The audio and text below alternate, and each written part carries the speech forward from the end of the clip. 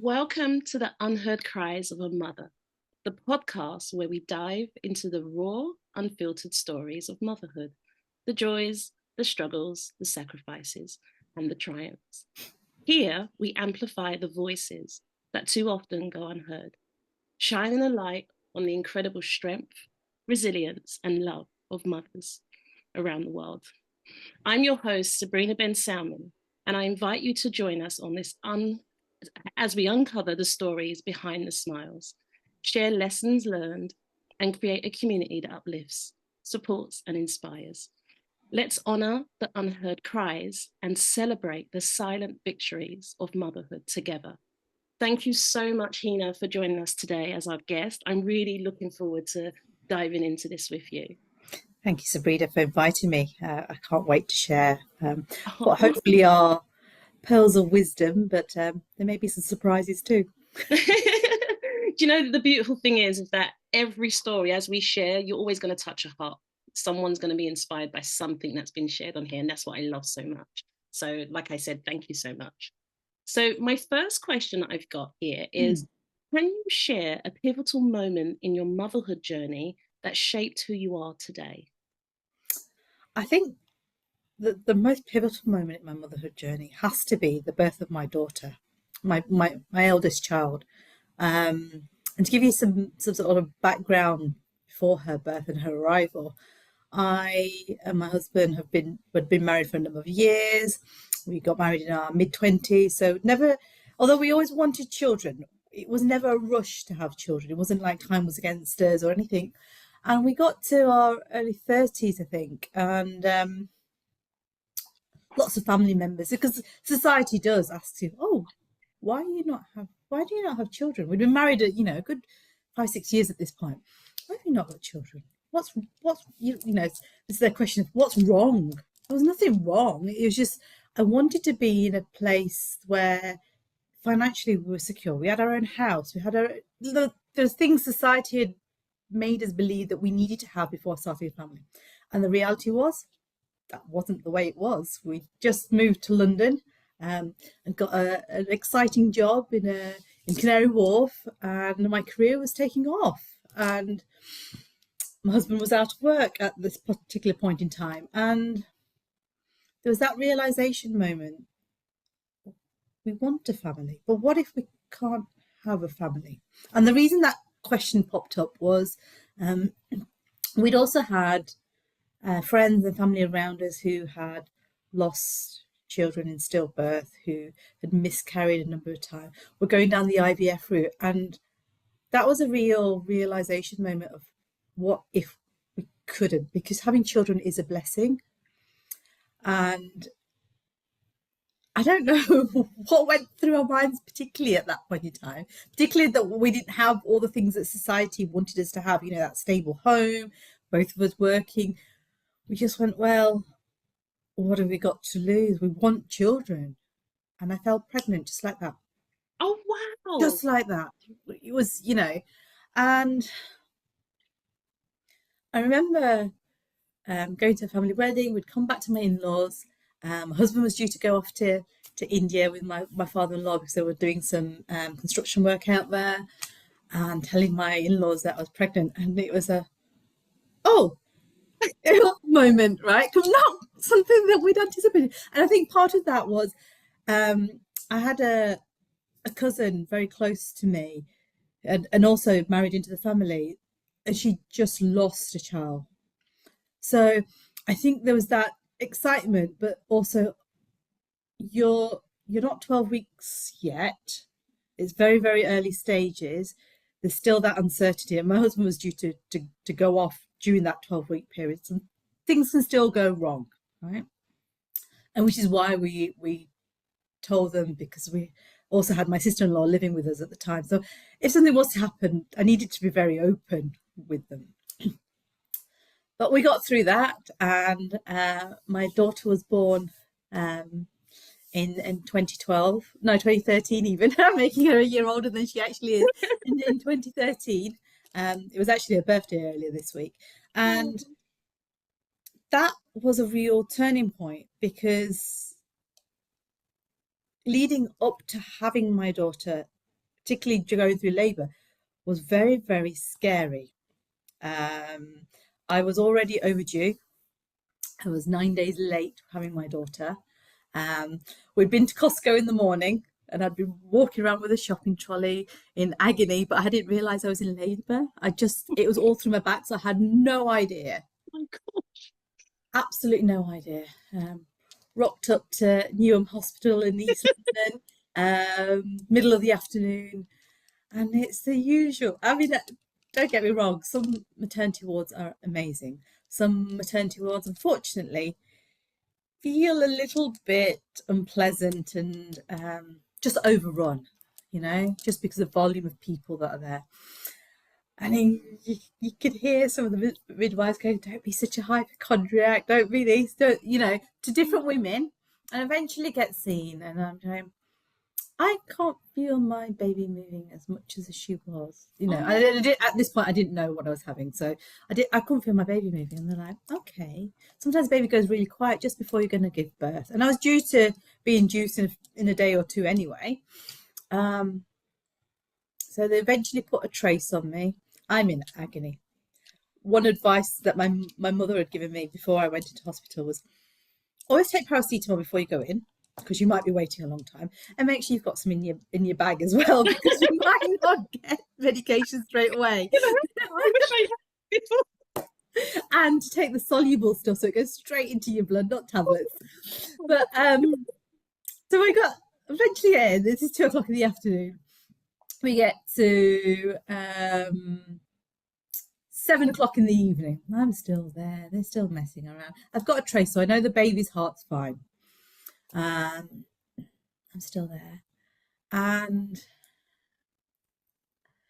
my husband's spoken to my mother-in-law, and she's going, "Do not leave your wife. Do not leave her at all."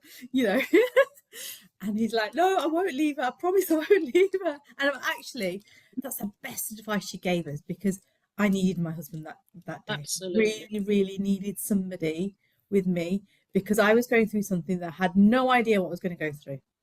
And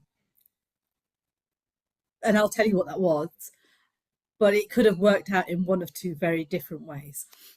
So a gynecologist eventually comes to see me at about 7:00 in the evening. He's told the midwives off because they don't know how dilated I am at this point in time, and I'm 9 days overdue. So they're like, "Have you not checked how far she is in labour or anything?" And they're like, "No, she's just come in to say that the baby's not moving around. We've got a heartbeat. We're okay with that." I'm like, okay. He comes in and he's done his checks and that. He goes, "Mrs. Naranbhai, you're not going home this evening." I was like, okay. He goes, "You're 3 centimetres. 4 centimetres is when we admit you anyway. We'll try and get you a bed." And I've gone, okay. The way Newham Hospital works worked at the time, had a upstairs and downstairs triage. So it was the main part of the labour ward, and the hospital was open. By 8:00, the downstairs triage closes and everyone's, they're ready for the night shift. 8:00 comes out, no beds around. And Newham Hospital has both a labour ward and a midwifery-led unit as well. So it's got two. So that's the part of the hospital you really want to go to, because it's really relaxing and it's not so stressful. So 8:00 comes along, no bed. "We're going to put you on the postnatal ward for now. Bearing in mind, I'm on a ward, 3 other women who've just given birth at some point during the course of the day. They're exhausted. There I am, pacing up and down, and no pain relief. I think I had 2 more paracetamol by this time, but no, I'm in agony, absolute agony. But we just keep going, and those poor women did not sleep that night. Did not sleep. Well, they did not sleep before midnight, at least. I've been up and down. The midwives have occasionally come in. There's clear signs that I'm in active labour at this point. My waters break about 11:00. I eventually get taken up to the labour ward at 1:45 midnight. I walk upstairs because it's and I get into a room and the midwife goes, "Let's have a look." And I said, "No, I don't think so. I think I'm already crowning." And she has a look. She goes, "You are. Within 10 minutes, I've given birth." You're joking. You went for the whole of labour on the ward. Oh Yeah. my The poor women who had to hear me scream that evening. It was unbelievable. And but it could have, snips for giving you paracetamols took you through labour on the ward. yeah. I mean, it could have gone in two very different ways. To say I went in when I couldn't feel my baby moving to give birth to a very healthy little Oh girl. God. And this is where things go wrong. It's I know it's really hard for a midwife sometimes when you're triaging multiple women in a very, very busy hospital.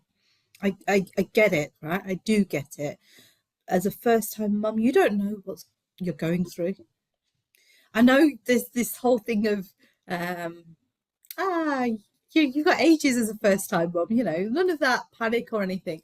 But you don't know. You really don't know. And to not check up on me properly during those hours that I was there, knowing too right that I was in active labour, because one of the midwives actually did say to me the day after, "Oh yeah, we knew you were in labour, but No, yeah." The audacity of it, I was just like, I that's thought I knew you just inhumane. I think that's awful I that they've can't treated you like that.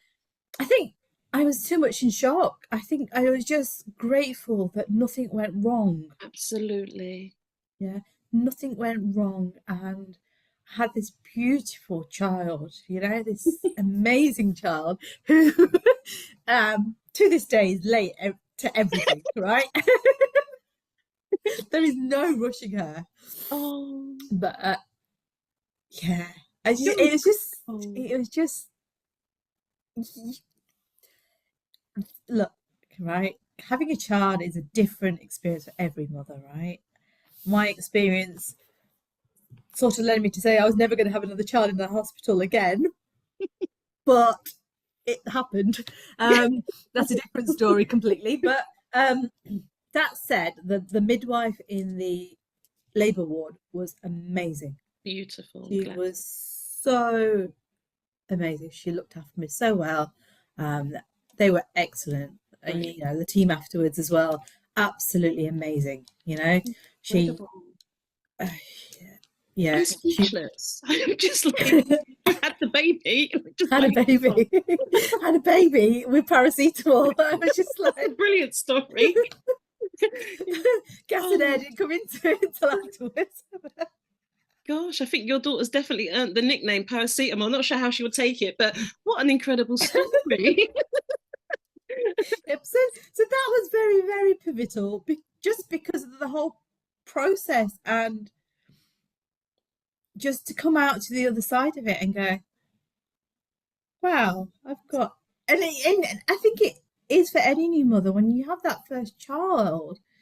Nobody prepares you for it. Nothing prepares you for it. It's actually be prepared for the unprepared, right? Absolutely. Uh, Absolutely. that was my Absolutely. pivotal moment. I thank you for sharing that. I must say you've rendered me speechless. Mum, like to have a whole baby on your own. I've had I five. had my And I'm husband like, with it, seriously? and he must have had some sort of sense of Oh, humour it's to keep me going that incredible. evening. You've done amazing. And thank you for sharing that. Really, really thank you. Wow. Yeah, that's really, really incredible. So my next question that I have, Mm. wow, yeah, just to acknowledge your strength. I just keep getting flashbacks, sorry. But yeah, no, thank you for sharing that. So my next question is, what's one part of your story that you feel has gone unheard or unacknowledged? I think it's really important, and for everybody to acknowledge that every mother's story is unique and unheard, because every mother has a struggle for different reasons, for very, very different reasons. I think for my reason, when I've had my children, they've occurred at different times in different circumstances. And I have, as I said, I've got a daughter that we've just talked about. I've subsequently had a son, about 3.5, 4 years apart. So, there's an ample time to recover from any trauma that I had the first time. I think all mothers have struggles. And I think one of the biggest struggles mothers have is personal guilt. Yeah. And in my situation, after my daughter, because my husband wasn't working, I went back to work after about 8 months. I went, maternity pay for me at the time was 3 months full pay and then straight on to statutory maternity pay, which isn't a lot when you've got a child. So I went back to work after 8 months. And that putting my daughter into full-time nursery was a bit of I felt guilty, but I was away from family, so I didn't have in-laws around me to help me. I didn't have my parents around me to help me. I didn't really have close family that I felt who could support me, which is very different to the motherhood experience that my mum, my grandma, aunts will have experienced, because you would have had a strong sense of community around you, and the women all rallied together to help each other out. That's what families did. It's what the women in small villages and towns did to help each other out. And going back to work, the guilt would consume me quite a lot. But I knew I had to, and I had to keep telling myself, it'll work itself out. And it will work itself out because at that point in time, and I say this to many new mums, is your child will always love you, no matter how much doubt you have at that point in time, especially as a new mum, because they know no different. Yeah, they know no different. So my daughter going to nursery at the age of 8 months felt really, really hard. And she went in 5 days a week from 8 o'clock in the morning till half 5, 6 o'clock in the evening. And that was hard because I wasn't anticipating that soon. But on the flip side, she gained some great social skills. She's a little social butterfly now. She learned so much at nursery, stuff that I couldn't probably teach her in a 2-bedroom flat, because that was our living setup. So she got to do things. So anything messy was done at nursery. Anything tidy was done at home, because that worked for us. It worked. And there were things that, having a nice nursery for her, having lots of toys for her, it didn't matter. We can be really material about things, right? And we see other mums that have and able to provide those things for the children, and it's really hard, and you have to kind of go, actually, will my child remember this in those early years? Will they actually remember any of this? The reality is no. So you can have the nicest nursery in the world. She slept in a travel cot until she was 1 year old, and it was twofold. One, money was tight, right? We needed a travel cot. It worked. It worked great because it was tight for space, so it was really good from that perspective. She was a light baby. I didn't do my backing either because it was, I had a bassinet. It was, and that's one of the things women forget when they have their first child, or people don't know that actually your back goes through so much through labour. Yeah, if you've got this big wooden cot that you're pulling the bars up every night, you're pushing your child inside and putting them out, the amount of pressure you put on your posture is incredible. Having a little tiny travel cot worked a treat for me. It was great. So in hindsight, yes, there were things that I would have wanted to do differently for her. But the reality is, she doesn't remember it. It's what I do now for her that matters, because this is what she remembers. It's so true. It's so true.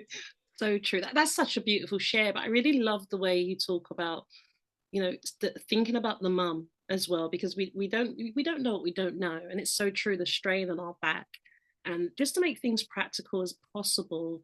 given your circumstances. Like, she has, you know, the best of both worlds. She comes home, she's showered with love from her parents, but she goes to school, nursery, and indulges in socializing and all the toys. And I think that's really beautiful. Really is beautiful that you share that. You brought back so many memories about my own journey. So thank you. It Really, is hard, don't get me wrong, it's not easy. of course it isn't. But it, as parents, sometimes we have to make tough decisions, and it's not Absolutely. until later that we reflect upon those decisions that make us realize it was the right thing to do in that circumstance. I really, one of the things that stood out for me, because I learned this in my own journey, Mm. um, when we pour so much when they're little, it's not that, you know, you can't pour if you're able to, but when you think about it, a trip to the park for a child is everything. But you might have had kind of splashed out on all these expensive excursions. They won't remember it, but it's actually when they get to teenagers, that's when it's more important. So it's, you know, save as much as you can. Don't have to compare yourself to others. Do things at your own pace. And I really love way you're speaking for our listeners to gain that wisdom, because you're just saying motherhood is tough. Motherhood is hard and it's different for everyone. And I love the fact that you mentioned that everyone's motherhood story is relative and important, and it's different. And it's really important to understand that we're not the same. We go through our different struggles. And I think sometimes I've met mums and they've sort of felt, well, I'm not going through as much as someone else, so my suffering isn't valid. And I'm so glad that you've highlighted what's difficult for you is difficult for you, and that's okay. Yeah, and and it is very true, right? You could have a month, a experience where you've got all the money in the world, you can buy whatever you like, but you can still feel lonely in that time, Absolutely. right? There are mothers out there and who won't admit to it because it's hard to admit. Society doesn't allow you to admit sometimes either that you feel lonely or you feel lost or you feel you're not doing the right things because society puts this expectation of you out there. Very It true. doesn't have to be that way. Not at all. I'm really glad you highlighted it. You're actually touching on some other questions that are going to Okay. actually take a deep dive on that, because I'm glad you touched on that, because there are so many societal pressures, but we're going to get to that one. So my next question is how has motherhood challenged your sense of identity? We're starting to creep into it. My sense of identity. I think I want to be different to my own mother. And I think that's because society has made my mum the way she is and has made me the way I am. Um, my mum is one of six siblings herself. She's the middle child. She's number three. So she's got an older. Her eldest is she's got a brother, a sister, herself, two younger brothers, and a sister. My dad is one of six as well.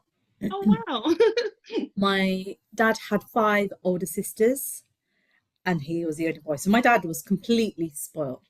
And Yeah. society, Asian societies in particular, and the way culture is, having a girl was always onerous because of dowries and getting them married. Having a Yes. boy was what Asian families always wanted, and that generation existed at that point in time. Okay. Um, so my my early childhood was very much with my grandma, my dad's mum. I remember so much. My mum worked during that time.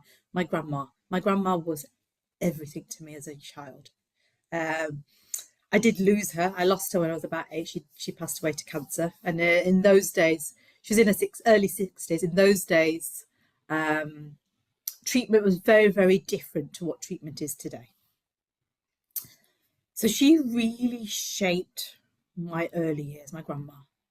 Um, and that's just because she was there, right? I remember playing in our backyard. We lived in a terrace house, playing in the backyard. The neighbours next door on a Friday evening, my granny was very religious, so she would go to a house around the corner from where we lived, and they'd sing songs, religious songs and prayers on a Friday evening. So I remember that going with her. Things that I remember with my mum was more going to the laundrette and getting a bag of chips as a treat and things like that. So there were different treats with both of them until we moved house when I was about 5 from this terrace house into this lovely big house. I had a younger sister and then shortly after my brother was born. So dynamics changed completely. Remind me again what the question was. I've completely Fine. cut No, off things. no, you didn't. You've actually shared really, really relevant and insights. So the question is, how has motherhood changed your challenged your sense of identity? So that was my early experience of what my grandma and mother did as around motherhood. Now, for me, motherhood, when I look at it and I think about it, I think I've always wanted to be there for my children.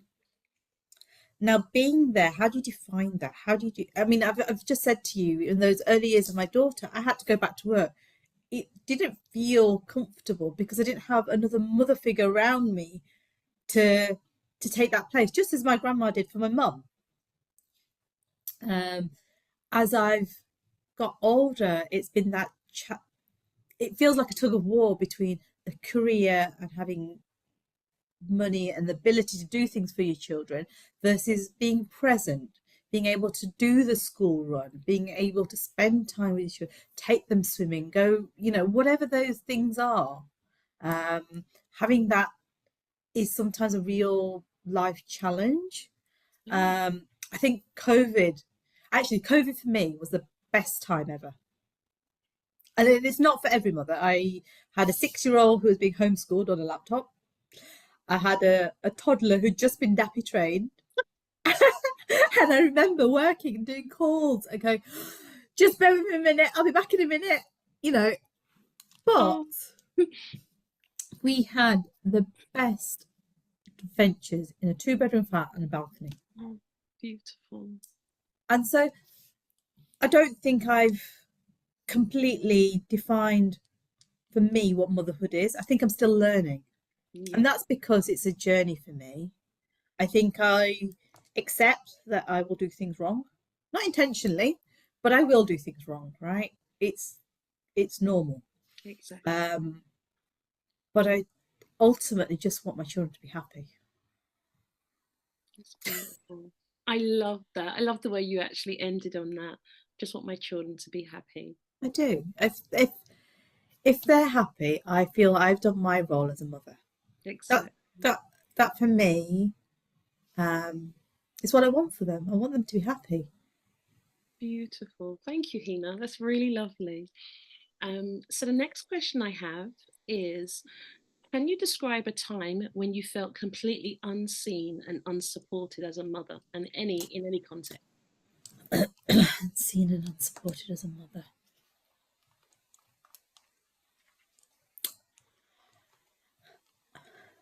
I want to share a story that you may think I'm a bit of a rebellious mother, actually. I love the adjustment. What's coming? um, it's it was more on principle that I did what I did. It was a cold winter's morning. My son went to nursery near where we lived. It was post-COVID, so there were restrictions on how children could enter the building. So there's time slots. You had to deliver your child. It feels really wrong, and it felt really wrong at the time. But it was just the way life was at that point in time. So I was taking my son into nursery, and I don't know what happened that morning, but we didn't go in on time for some reason. I don't know what the reason was. We didn't go in on time. Now I have 2 children, so I've dropped one off at school, which was great. So she was, and then I had my son to drop off at nursery. Logistically, you can walk, but time would never allow it. So I had the car with me that particular day, and it was freezing. It was a frosty winter's morning, and the children hadn't gone in. And I don't know what the delay had been that particular day. There's some sort of delay. We were like, why are you not taking the children in this age group? There were actually children there who lived nearby, so had walked, right? And we ended up waiting outside for 40 minutes, I think. Oh, One of the children actually needed to use a bathroom and they couldn't as well. And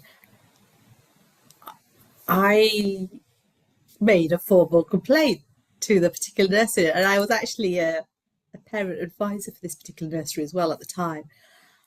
And oh my god, it caused such a ruckus. Um,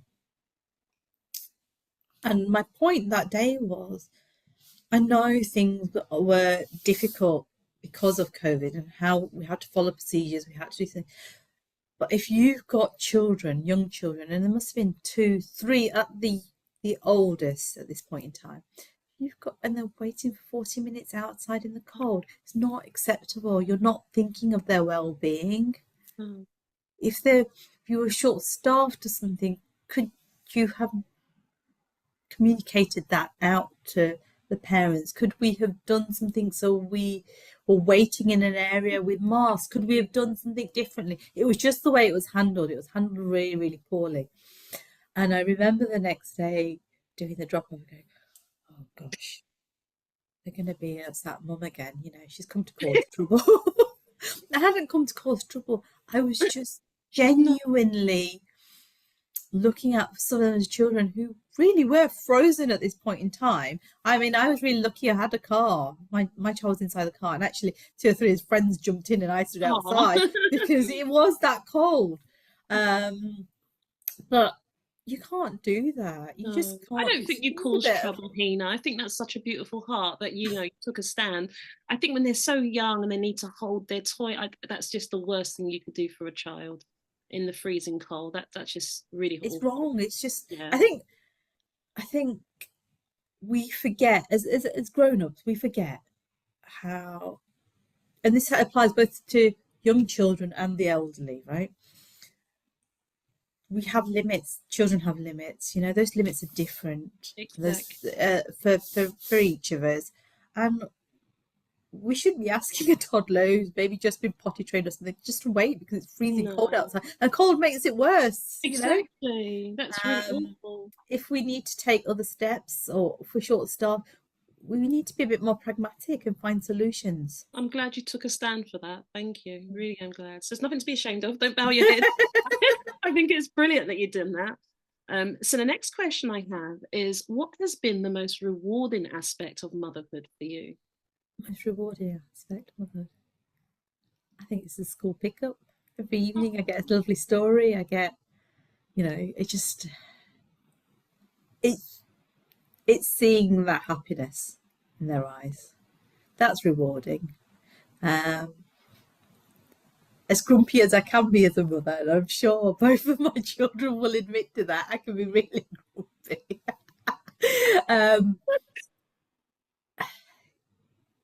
they just having them in my life is rewarding enough, and I think it's just being able to see that reflection of yourself and your partner is amazing, right? I see so much of myself in my daughter. I see so much of myself in my son, and that of my husband. In both of them, my daughter is probably just as stubborn and sassy as I am, and I'm going to learn how sassy through teenage years. And my son is just, he's just charming Virgo, and he can't help it. It's like butter would have melted his mouth, but he's the youngest, so he'll get away with all sorts, I'm sure. But Oh, but both of them will probably kill me when they listen to this. oh, that's beautiful. It reminds me of our conversation just before we started. Oh, it's Oh, beautiful, absolutely beautiful. So, what advice would you give to your younger self before becoming a mum? If there was something that you could say to yourself. just do it anyway. Just go with whatever comes. Don't worry about it. Life is going to throw all sorts at you, expected and unexpected. And I'm very, very grateful and very blessed that I've not had anything to date that has meant that my children have been in any harm or have struggled health wise or anything like that. I've been very, very lucky. Not everybody is. So as a parent, as a mother, as long as you genuinely know that you are doing right by them. And I know some parents don't do this, right? We see this in the press, unfortunately, a lot. Um, if you're doing right by your child, how little, how big, how, it doesn't have to be massive gestures. Just do right by them. Just do right by them. Support them the way they are. They are going to challenge you regardless, right? They will come up with things that you did not expect. But this is also part of our journey and growth, right? Just keep going. Just keep going and have that resilience in you. Don't give up. Don't give up on them because they are a reflection of you. I love that. Don't give up on the journey of motherhood, and don't give up on them. Do you know, interestingly enough, it takes me back to your first response when you were talking about being being gifted to even be a mother. It is a gift, and you spoke about people around you, not having the babies. And I can relate. I had so many friends around, and we sometimes think actually we just assume that we're going to be able to have children, Mm. and it's not. That's not a reality. And just what you've just shared, that message to your younger self, it really connects. There's that running theme of just appreciate the gift of motherhood, because it's not everyone gets to experience it. It's No, and beautiful. and You I'll completely admit there have been times where I've just gone, oh my god, why this, why the other, and then in the moment it sometimes is hard. It really is. Um, it's not until you get that moment to step back and go, yes, it was hard, but it was definitely worth it. Yes, absolutely. Oh, I love that. Gosh, you got so many one-liners. It's amazing. I love the fact that I don't know if you're doing it intentionally, but there's this common theme from you, Hena, where you talk about all the beauty, all the aspects of excitement, love, and joy. But the reality is, it's tough. There are going to be days where you're just like, what did I get myself into? There are days when mums are just going to cry their eyes out. Sometimes they know what they're crying for. Sometimes they just don't know. They're just overwhelmed. And I'm so glad that you're just honing on that truth and giving the listeners and viewers permission to just realize it's not going to be a rosy day every day, but it's worth it. It will all be worth it in the end. I think the reason I'm like that, Sabrina, is I think I was brought up very much where I was given that rose tinted glasses, that this is how life will be for you. This is what will happen for you. This is how it is. As I've learned, as I've grown older, that's not reality. Actually, it was never reality because the more people I speak to, whether that's even grandparents, aunts, my mum, it wasn't their reality. They just wanted us to believe that. And I don't want that for my children.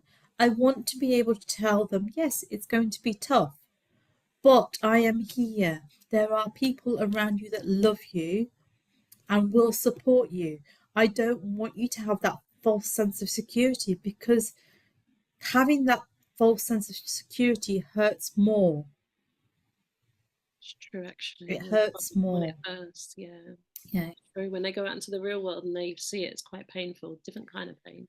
And it's hard. It's Really. hard to, and I, having had that false sense of security for myself, it's really hard to kind of go, why, why did I have this? What were my parents trying to accomplish? They were just trying to protect me. I know that. Yeah. I know that. But actually, it's tough. So let's be more honest. Let's be transparent. I want to equip my children to do better than I did or can do because I'm being that transparent and equipping them with more. That's all. That's beautiful. I love that. Oh, your children will be so proud when they hear this. That's so lovely. I think they might have to wait till they're adults. They may not Yeah. appreciate it as children. Oh, that's cringe, mum. My kids go, Mum, that's so cringe. Oh, so my next question is how do you balance the emotional weight of being a mother with your personal dreams and aspirations? That's a real challenge, isn't it? I a few years ago, I'd got to this point where I thought I had um, perfected it all. I'd got this amazing career. I'd got two incredible children. I'd got this amazing career. I'd got the corporate title I wanted. I was had a PT, so I was, looking good. I was fit. I was going to a yoga class once or twice a week. I'd found what I thought was a great balance. Lo and behold, 2 years later, I'm had a career break and I want to return back to work.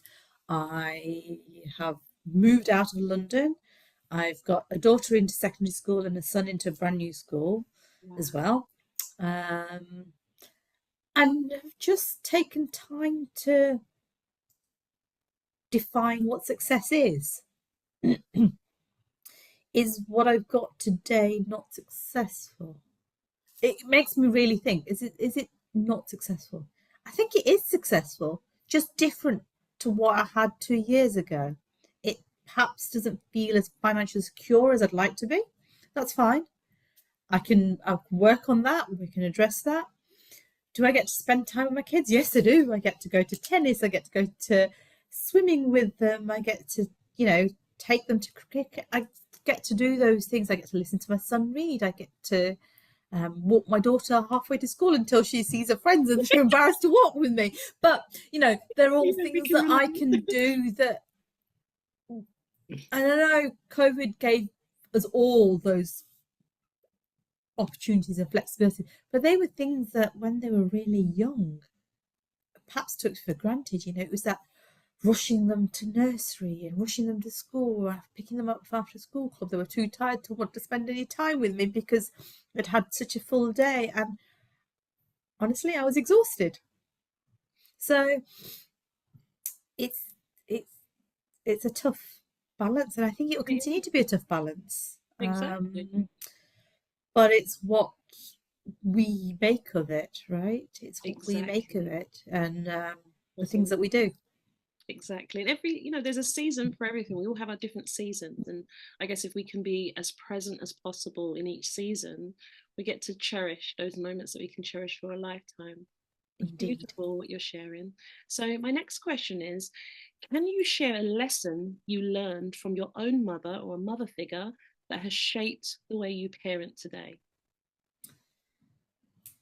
I think it's not to give up. And I see it from my mother, I see it in my grandmother, I see it in my mother-in-law. None of those mothers give up on their children.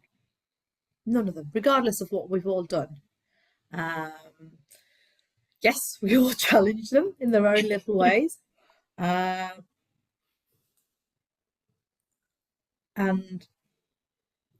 each of them are different. So, having been married for so long, my mother-in-law will be different to my mum, but some of that is my mother-in-law can be a little bit more honest, I think. And I think it's that emotional attachment.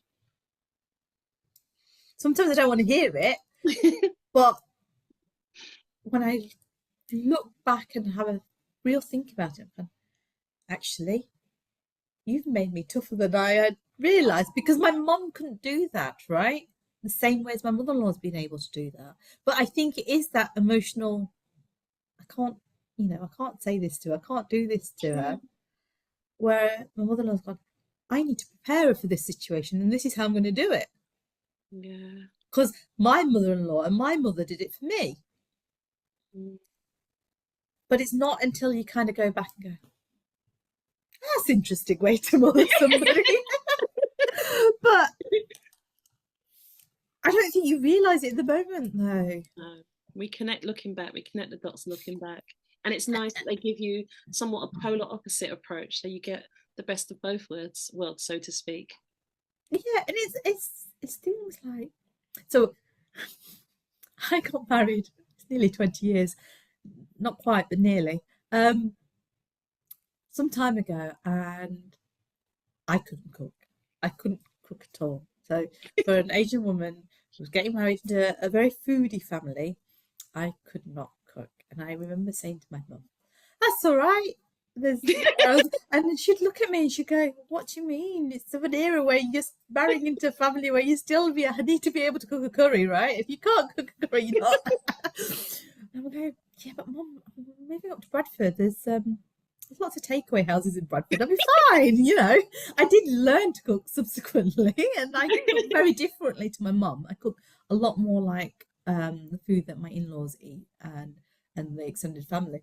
But those early years in my 20s, I really could not cook. I'm not laughing at you. I can relate.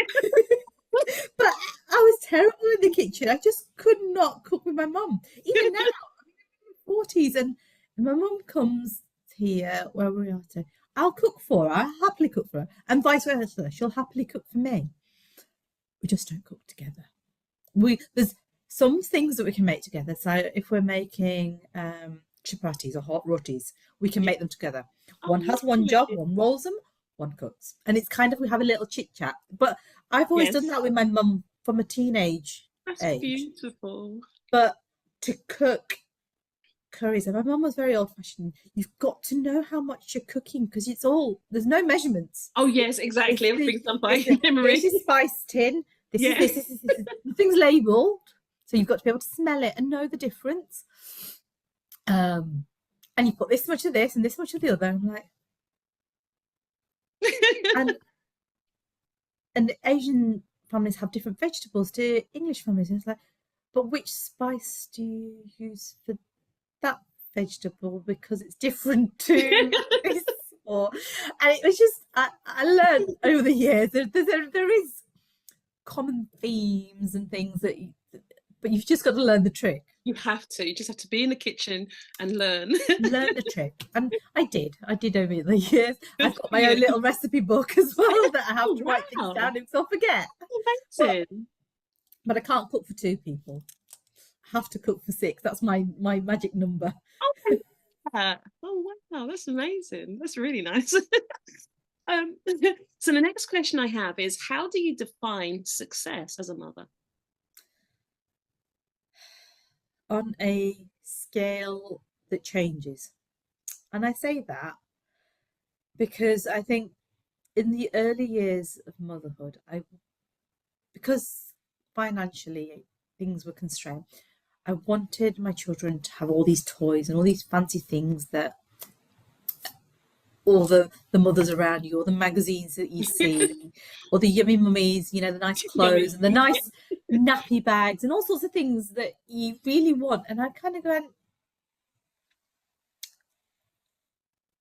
it doesn't matter. It doesn't matter at all.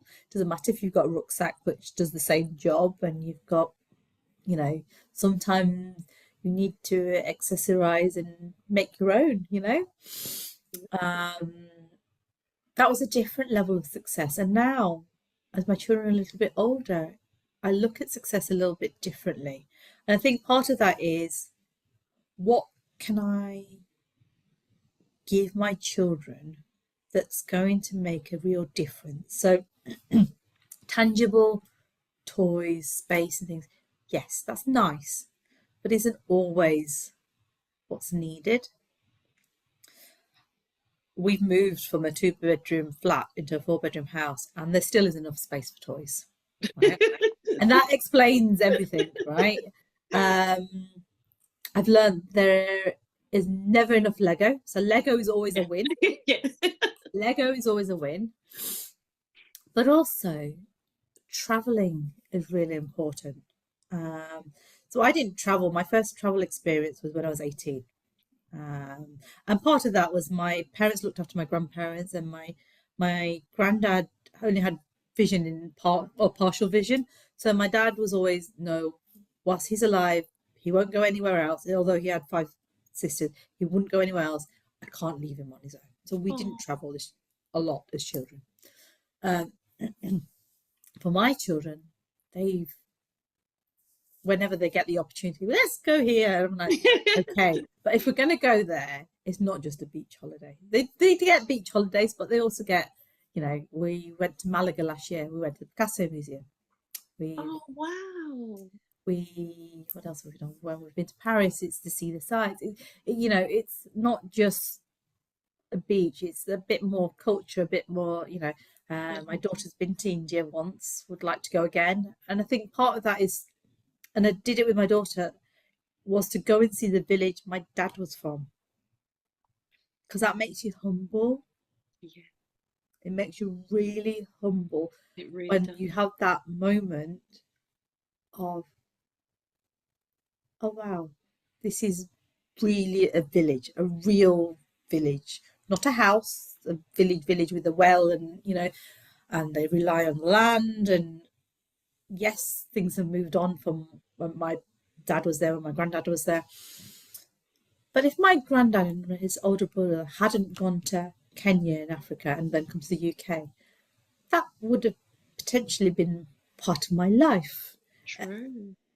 And so it is important to allow your children to travel, see and experience different things, see and experience what extended family you may still have. It might be second, third cousins now because of different generations, but this is life for them Wow. versus what your life is. And I think you get a different perspective. You just get a different view. Absolutely. Totally agree. Um, Travel is priceless.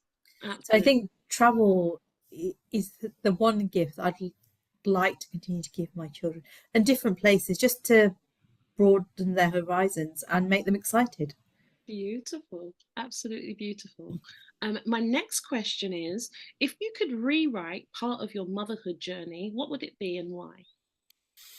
Rewrite. What would I rewrite? Honestly, I don't want to. And I think it's not been plain sailing, right? It's definitely not been plain sailing. It's not been as tough as it could be. And I'm extremely grateful that I've not had some of the challenges that some others have had. But it's my journey. It's very personal to me. Um, and it's who I am. Even before we came onto this podcast, I said to you, I'm a very raw, genuine person. I've seen the questions you were going to share with me. I've not scripted anything. This is who I am, and that is true in my story as well. This is who I am. I wear my heart on my sleeve, which gets me into trouble sometimes. Um, I'm not. I'm not prepared to be somebody that I'm not. I perhaps did that once upon a time because that's what society wanted of me. That's what um, corporates sometimes expect of you. Um, Sometimes you just have to be malleable to fit into the situation that you're in. I think I've got to a point in my life where I've just gone, no, this is me. Good for you. This is me. And so I don't want to rewrite any of my story. I don't think I should. I think it's been my growth, and there's still stuff for me to learn. There is a lot still to learn because we haven't gone through years yet. And I hope that my future self isn't so tough on myself and my children, because as hard as it could be, um, there may be situations that happen that I'm not prepared for, uh, that hopefully I don't handle in a way that um, harms relationships or hurts relationships, because there is a history of lots of relationships over many, many cultures have hurt in them, right? And it's not always intentional. No, Um, and that hurt then gets passed from generation to generation. very true. It's because it's what you know, right? Yes, It's exactly. because of what you know and how cultures and families and traditions have evolved over time, right? Um, I'd like to hope that I can give my children what they need, both physically, emotionally, and, a surrounding that feels safe. Um, I'm sure I'll make mistakes, and we'll cross that bridge when I come to it. Because I'm sure I will. I'm sure I'll get told, We oh, all do. No one's you know, perfect. the heat of the moment They will that you tell you, do. don't worry. They will tell They you. will tell me. I'm sure they will. Um, but as long as I've said, as long as they're happy at the end of the day, that's most Thank you. important. That's beautiful. You unpack so much. I love the way you connect so many different aspects of motherhood, but bring it down to the fact that we're going to make mistakes. We're not perfect, but I'm willing to learn and try. So that's Yeah. beautiful. So our next question is how has societal pressures influenced the way you approach motherhood? I think, and I still do this, and I try not to do this, is worry too much about what others think. I have to stop myself. I have my husband often tell me, what are you worried for? Why does it matter? Why does their opinion matter? But I was brought up in a time where my parents had migrated to the UK. They'd come from, as I said, from India to Africa, Africa to the UK. They had to fit in. The 70s and 80s in the UK were very, very different. There was a lot of racism. There was a lot of inequality, and that inequality still exists in many ways, shapes, and forms. How that continues, or how that shapes us, I think it's hard. It's trying to always step back and say, is this right? I mean, my husband often says to me, "You're a really shouty mum," and my kids often say to him, "Mum, you're a really shouty mum." I don't go out to just be a shouty mum. I think it's that, please, can you do, you start with a please, can you pop your Yes. school bag away, unpack your lunchbox and your water bottle, pop your shoes away, pop your coat away when they first come in. But what do? Dump it straight in the Absolutely. hallway. Then you get to later in the day, have you had a shower? Have you done? And then all of a sudden this raging monster comes out because you can't help it. It's a problem. So many teenagers we meet say the same thing. And I always say, when you say your parents shout, have you been honest by saying, do you listen the first time? And they go, oh, I never thought about it. Like, oh, parents don't just come out of everyone has a different experience, but more often than not, most parents don't shout often. They shout because they have to. And the only time the child takes them seriously is when they've raised their voice. I've had the same conversation with my lot. I don't like to shout. Why do I have to shout? I often say, I feel like you only listen to me when I've shouted at you. I enjoy it. I don't want to. I don't go out my way to shout at you. Um, Yeah, this is a problem. It's funny because we were at a talk recently and we had a similar thing with parents discussing this very thing, Hena. So you're not alone, hun. I think it's a tough one. I don't. Maybe as the digital era changes, maybe we won't shout so much. Maybe we'll be sending electronic messages to say, "Can You know, you I do heard this this?" thing though. This quote was like, angels live in heaven, not in hell. And I was saying to my kids that like parents don't want to shout, like they want you to listen the first time. We want to have that gentle interaction. And more often than not, like, when do I shout? I only shout because you're not listening. Could you get off the game? Could you get off the game? Can you get off the game? Can you get I off think the game? I think there's an idea there. Maybe we'll be able to send subliminal messages, to our kids to say it's time. There must be a device out there, or it's going to happen in the next 20 years. It's so true. It's funny. So the next question I've got, honey, is how has your community played a role in your journey? Has it been a source of strength, or has it been something that you struggled with? My community is part of my identity, I think. I'm I'm a British-born South Asian woman. Um, Although I'm wearing Western clothes now, I love to wear a sari. I love to dress up. I always have done. That's part of my identity and my community. It is hard, right, for anybody of my generation who were born in the 80s and 90s, the first generation to be born in the UK. If you've got family that was not born here, what was your identity? We were asked to fit in. We were asked to conform. We were asked to accept a way of life that perhaps didn't feel normal. Um, Would I jump on the tube with a sari on? Probably not still, even today. I don't necessarily always feel safe, you know.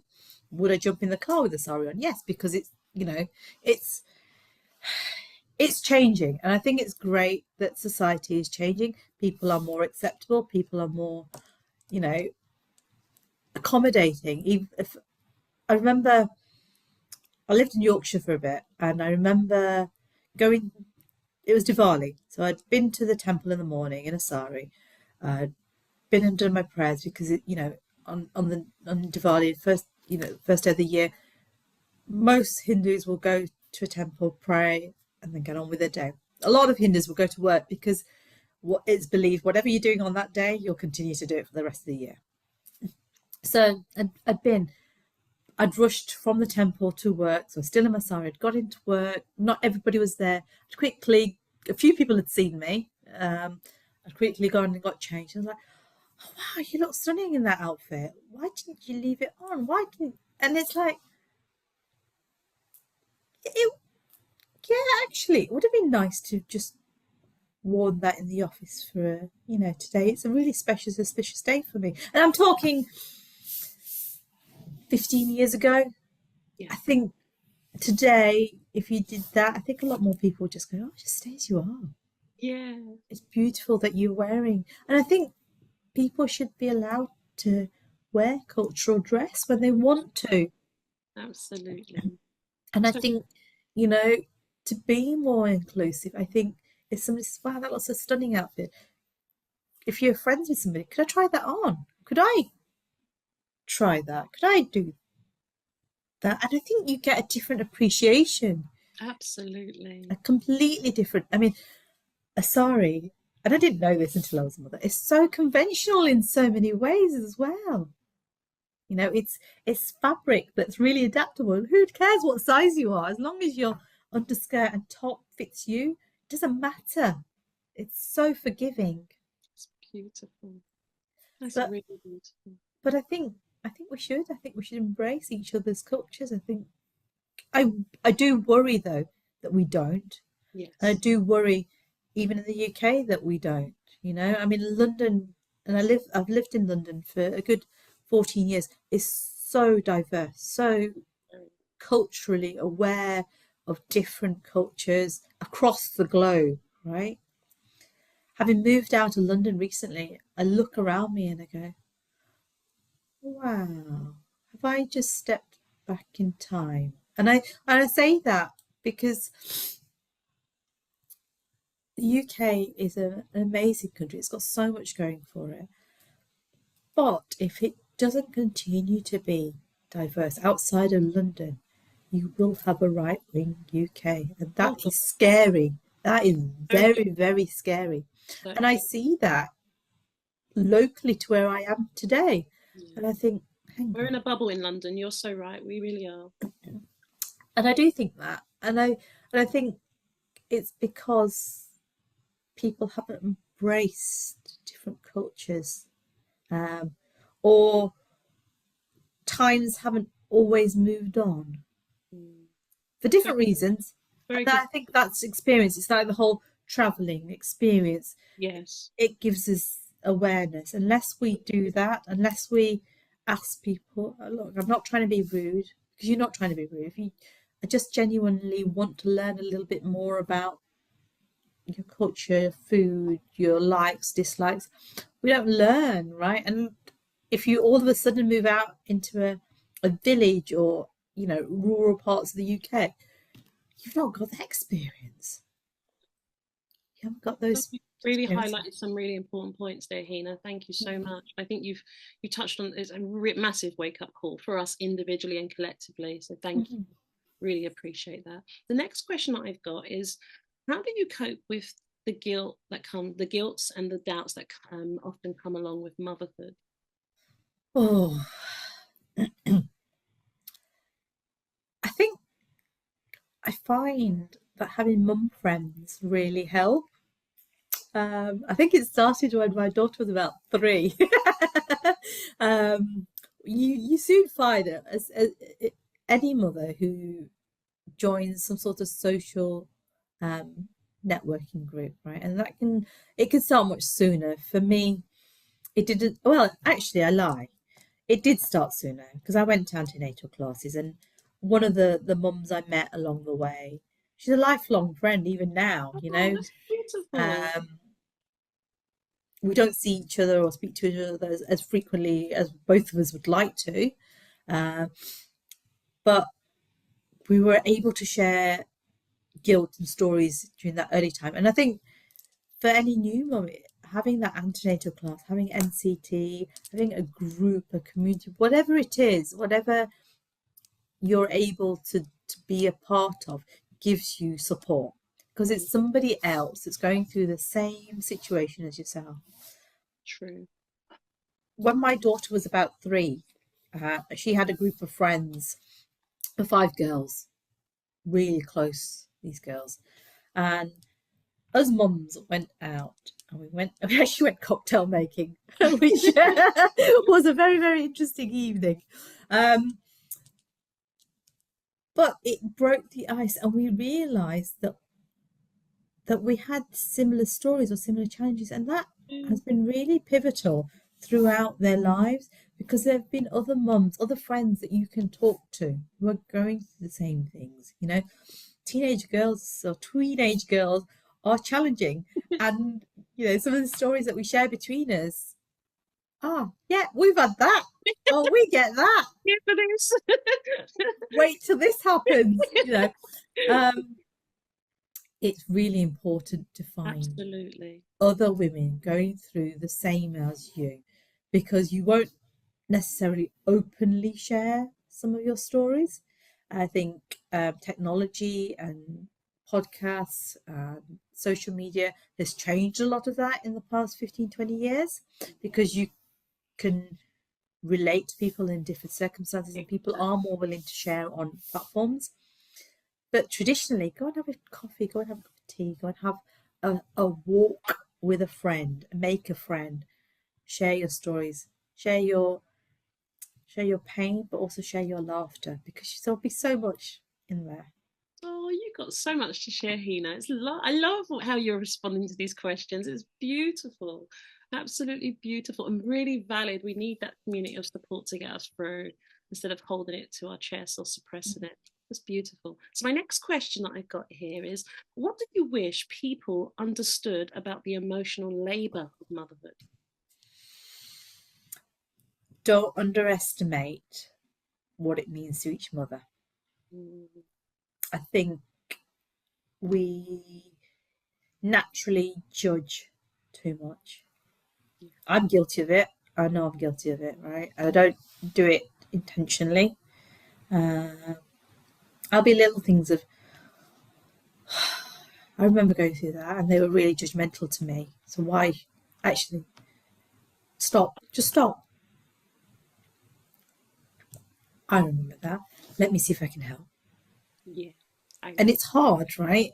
Especially when the person that may be going through that currently hasn't been so supportive or hasn't been um, as accommodating towards you in the past. I think you just need to just go, what would I need in that moment?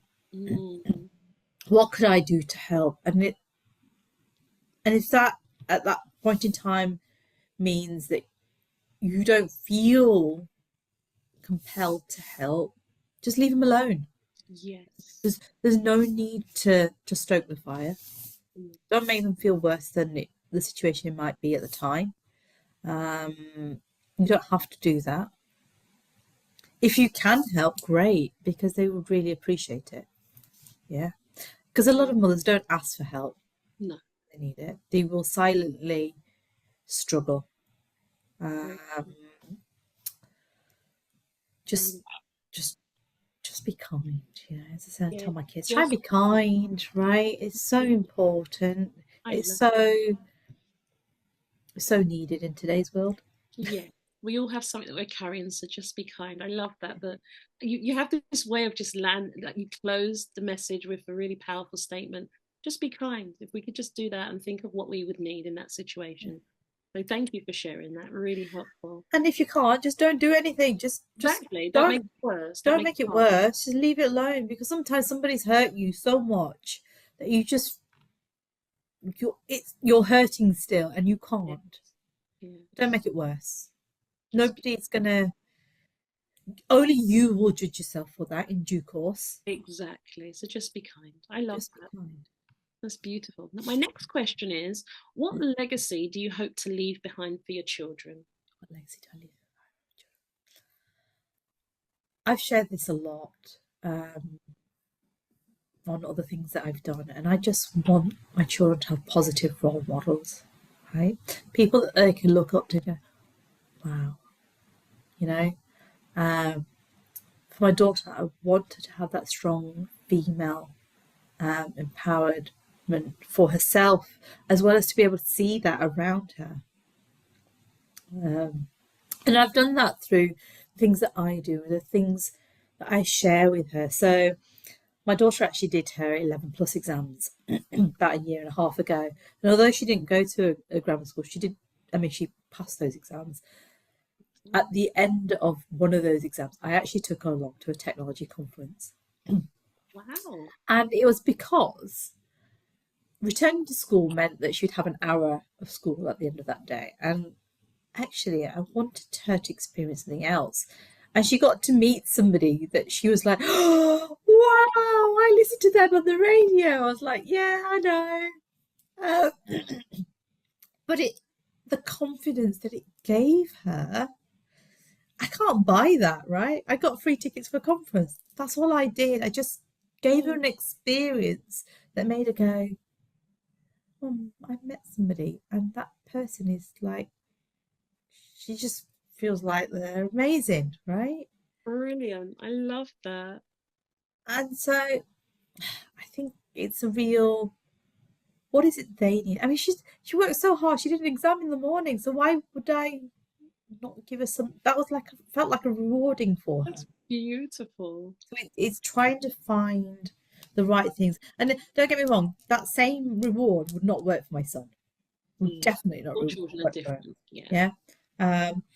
I think he'd be happy with an ice cream and Yeah. a sweet treat.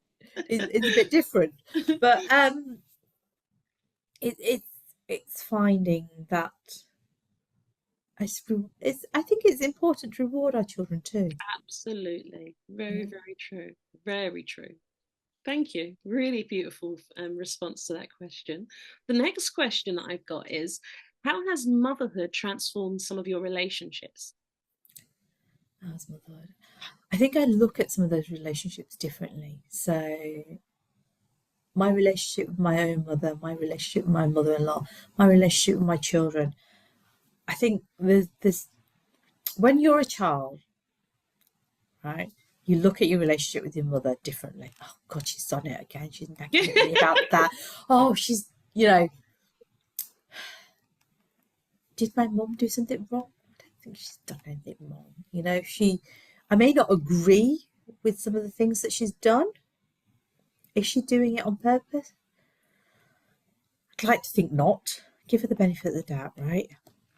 Have I given her the opportunity to explain? Some instances I have, not everything. And that's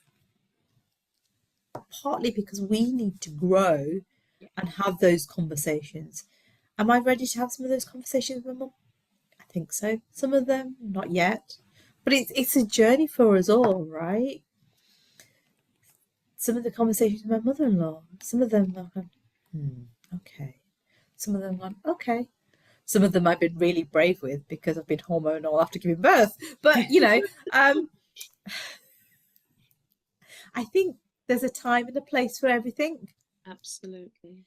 And I think it's really important, even when people hurt us, to just step back and go, why did they do that? What was their motive? What was their.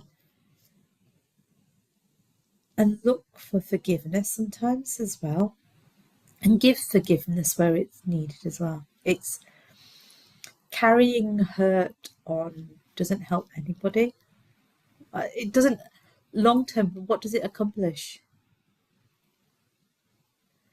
So, as much as my daughter or my son may say to me, Mum, you really hurt me with this. And I'll go, I wasn't trying to, or I was trying to.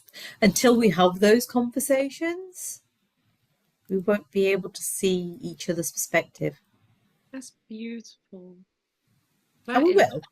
really We beautiful. will. I love that. That's a very interesting, thought-provoking response. I love that for the listeners. Thank you. Really beautiful. There's a lot of healing in this conversation. Thank you. Really nice. So my next question is, what's the most unexpected lesson that you've learned from your children? That's the most unexpected lesson I've learned from my children.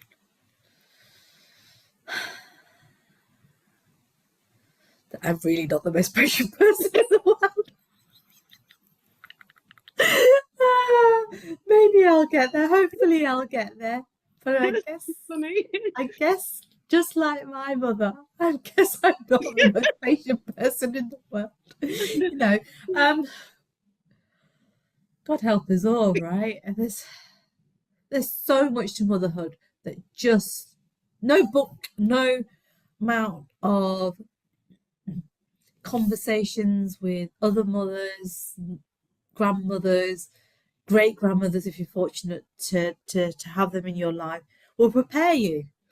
You've just got to go through it, and it will build you as a character. Absolutely. But yeah, maybe I'll get some patience. I'm laughing because we're so similar in aspect. It's definitely patience with my lesson I had to go through. Like, motherhood would definitely humble you in that sense. I definitely haven't accomplished that. We're going. I think, and this is just an observation, I don't think motherhood prepares you to have patience. I think when you become a grandmother, maybe that does. Yeah, that's interesting. It's just an observation. Yeah, that's interesting. Ask me maybe in 20 years' time, I might have the answer. Right now, I don't. I love that. That's brilliant. That's a really good realization. Actually, it comes in phases. Yeah, grandmotherhood. Wow, that would be beautiful. So the question I've got here is, if you could change one thing about how society views or supports mothers, what would it be?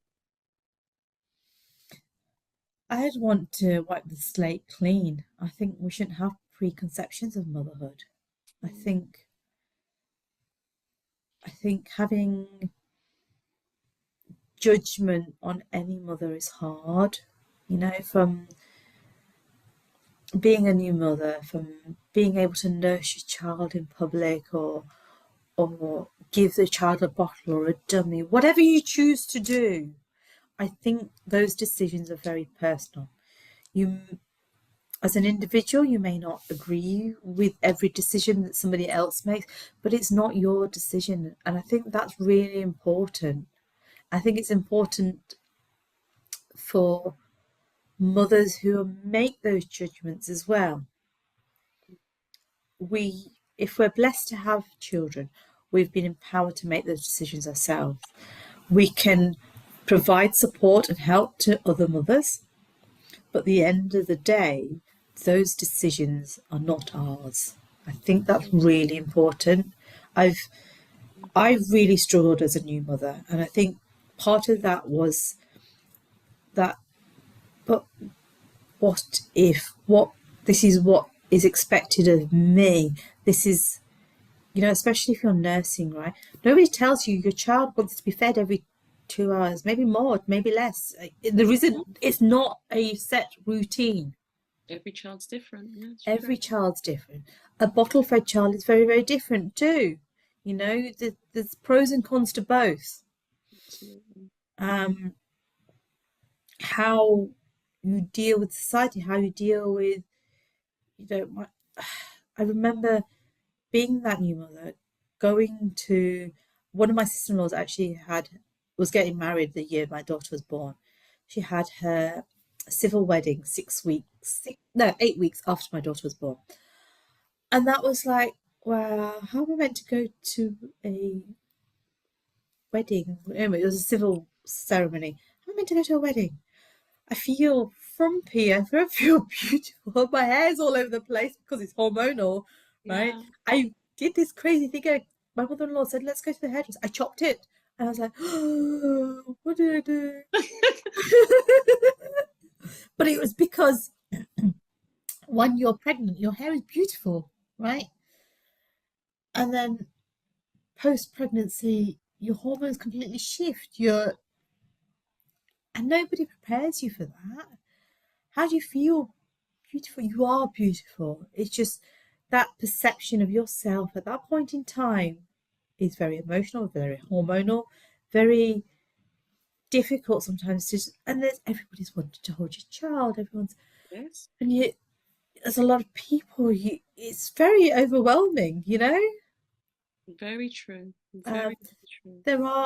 there are scenarios that we all have to deal with, and I know each of us go through different things. Some mothers are so confident that it doesn't bother them. Others are just want some peace, some quiet, sleep deprived. They just want the quiet Yes. moment to themselves. Oh, yeah. I felt like I didn't sleep for years. No, you're so true.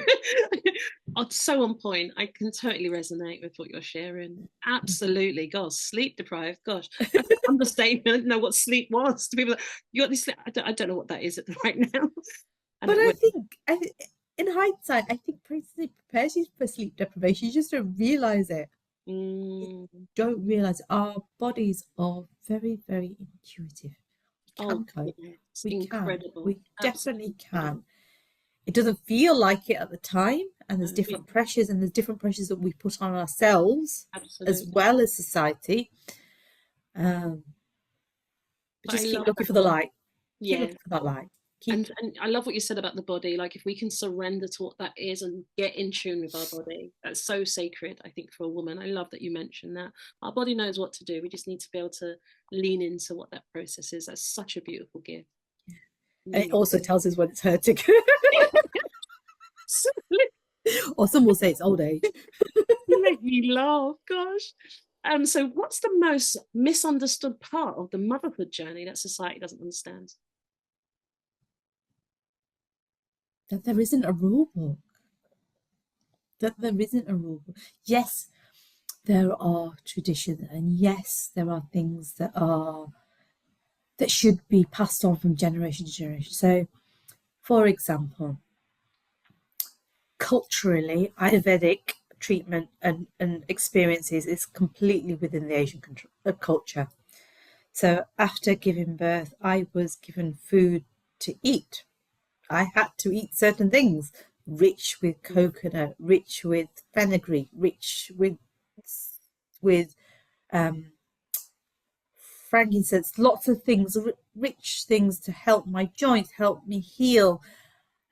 Eat purified butter in your food and lots of calorific food as well. But it was for, hang on, if we step back and go, right, why was I given this food? One, it was to help me heal, help look after my child, help, the I think there are so much around motherhood, and it's in different cultures as well, right? That's Yeah. lost or mistranslated. And we actually need to get to the roots of why, where does this come from? Being close to your child, sleeping with your child, it's normal, Yeah. right? It's very natural. Yes, in Western society, there is a danger, you know, that's why you have to think about where's your partner sleep, how are you sleeping? Yes. Yeah. Very true. But, having another female with you and helping you during that time, helping you in those early days is really important, really, really important. Absolutely. Priceless. Very true. Very, Um, and some of those cultural things need to continue. I think we shouldn't underestimate how important it is to even eat well in those early days. absolutely. Yeah, It's such a difference. When you're nursing, it makes such a difference for mother and the baby. it does, and it nourishes you from inside, and you haven't got the strength to do that in the first few weeks. Mm. Yeah, I remember even in the hospital, I'm waiting for my husband, and there's this child in this car seat. I could not lift that car seat 12 hours after giving birth. I couldn't physically. It was too. too heavy for me. Any other day, piece of cake. But your body goes through, I mean, they say giving birth to a child is like having major surgery, but we don't Yeah, treat it like major surgery. very true. We Very, don't. Women get shipped out of hospital within a few hours. very, I did with both my children. I was in there less than 24 hours and I was out. And I didn't want to be there because of the experiences I had. yeah, I wanted to be at home. My mother was like, don't you want to spend the night in hospital? Because she'd had children where you spent a week in hospital. And, you had that support from the nurses and the matrons and the hospital staff around you to help. No way, I want to be home. It's clean. It's I will cope. It doesn't matter. I'm in an environment that I felt safe in when I was at absolutely, home. And you shouldn't have to feel like that in a hospital of all places. absolutely. Absolutely. So important what you just shared. So my next question is how has motherhood changed your perspective on yourself, your goals and life in general? I'm more resilient than I give myself credit for. And I think life will continue to teach me that, in different ways, shapes, and forms. It has to. I, you know, I have, and I've often said this about myself, and others have often said this about me. I have this inner determination, and I don't know where it comes from. But I think being a mother gives you that because Mm, you would do anything to protect your children. You would do absolutely. anything to keep them safe. You would sacrifice what you need to make sure they get. And you see this throughout the centuries. You see this with lots of women. You see this amongst the animal kingdom as well. Absolutely. We have this sixth sense to look after our children, and we do that in any way, shape, or form that takes. And I think my gut instinct is look after them, make sure they're safe, protect them, and make sure that they are happy. And I often ask my children, as we walk to school or not anything, are you happy? I want to know. I want to make sure they're happy. Mhm. Are you happy? If they go no, and I'll go, why? What's upset you? It's important that Very you know that because if you don't know that they're upset, you're just masking whatever hurt they've got that they need to heal about as well, absolutely. or they need to just tell you to feel that they can tell you that someone is listening, and you need to reassure them, right? And I hope that reassurance, even from this young age, will help them through to adulthood. It doesn't matter what it is, you know, we can get over it. We will find a way. That there is always a way. Where there's a will, there's a way, right? Absolutely. I love that. That's so beautiful. Really is beautiful. So my next question is what did you have to sacrifice to become a mum? I didn't have to sacrifice to be there. Sleep, Mm, definitely sleep. so true. So pre-children, um, would be in bed about 10 o'clock. I was an early bird those days. I could get up at 6 o'clock, not a problem. Um, needed need a good 8 hours sleep. I think motherhood has taught me that actually I don't need as much sleep. Um, I've gone to work on 2 hours sleep. I've I've stayed up, worked, looked after the kids, or stayed up with the kids, or and then gone into work and done meetings and all sorts in the office, and gone back and just got on with things. Um, is it the right thing to do? Probably not. Does society consider that? I have been very, very fortunate that I've had some bosses who've gone, let's have a look at your Fitbit. How much sleep have you really Oh, had? no. And then they've gone, what are you doing here? They've Oh, gone, that's really nice. working. Um, I've had some bosses who've gone, who've not even considered that, right? I think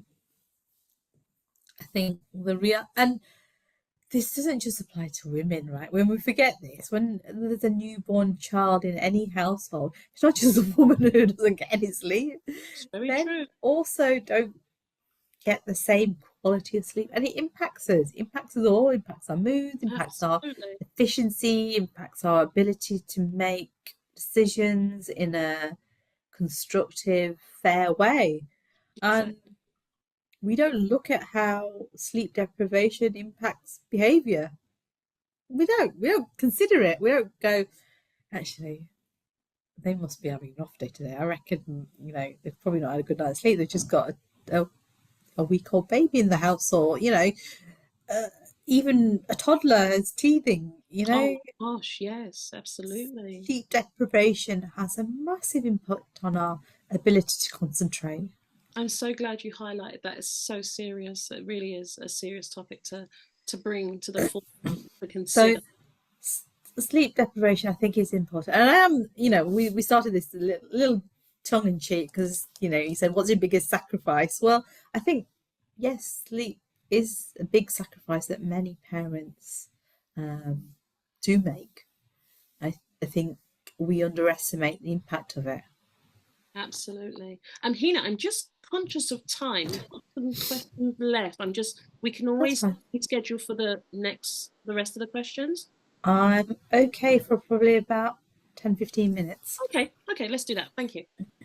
So the next question I've got here is, who were you before you became a mum? Who was I before I became a mum? I was Hena. I've always been Hena. Had a different maiden name.